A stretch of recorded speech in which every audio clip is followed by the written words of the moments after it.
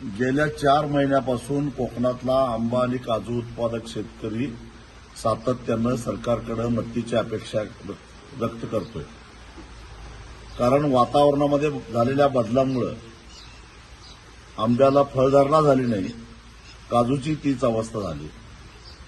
अशा परिस्थितीमध्ये नैसर्गिक आपत्ती समजून राज्य सरकारनं, केंद्र सरकारनं आपत्ती व्यवस्थापन निधीमधून भरीव अशी मदत देणं गरजेचं होतं।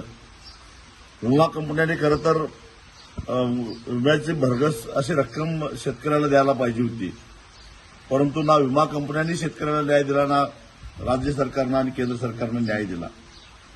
केवळ एका कर्माला 220 रुपये देऊन शेतकऱ्याच्या तोंडाला पानं पुसण्याचं काम केलेलं आहे।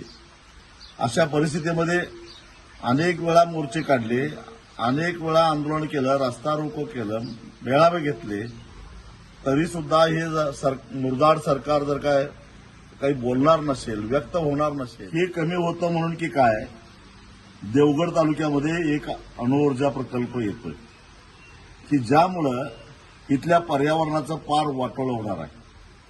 आधीच पर्यावरणाचं संतुलन बिघडल्यामुळे आंब्याचं उत्पादन येणं झालेलं आहे आणि अशा परिस्थितीमध्ये जर का अजून एक अणुऊर्जा प्रकल्प इथं आला तर कोकणच्या लोकांनी आता आंबा, काजू, कोकम ही पिकं आता विसरूनच जायला पाहिजे। एक तर आता भात शेती संपल्याच जमा आहे, जी काही कोकणामध्ये शेती शिल्लक आहे ती आंबा आणि काजूच्या बाबतीत आहे। तेही पीक जर का नाहीच झालं तर सारा कोकण उजाड होईल। कोकणचा कॅलिफोर्निया करायचं राहिलं बाजूलाच, कोकणचा राजस्थान होईल। आणि म्हणून खरा कोकणवासी मग तो मुंबईत राहणारा असो किंवा कोकणात राहणारा असो, ज्याचं कोकणावर नितांत प्रेम आहे की कोकणची भूमी अशीच हिरवीगार राहिली पाहिजे असं ज्याला वाटतं, त्या प्रत्येकानं 3 जुलैला सकाळी 10 वाजता देवगडला आलं पाहिजे। हे सरकार जर आम्हाला न्याय देणार नसेल तर आता जलसमाधी घेऊनच आम्ही आमचा शेवट करून घेऊ, अशी टोकाची भूमिका कोकणातल्या शेतकऱ्यांनी घेतलेली आहे।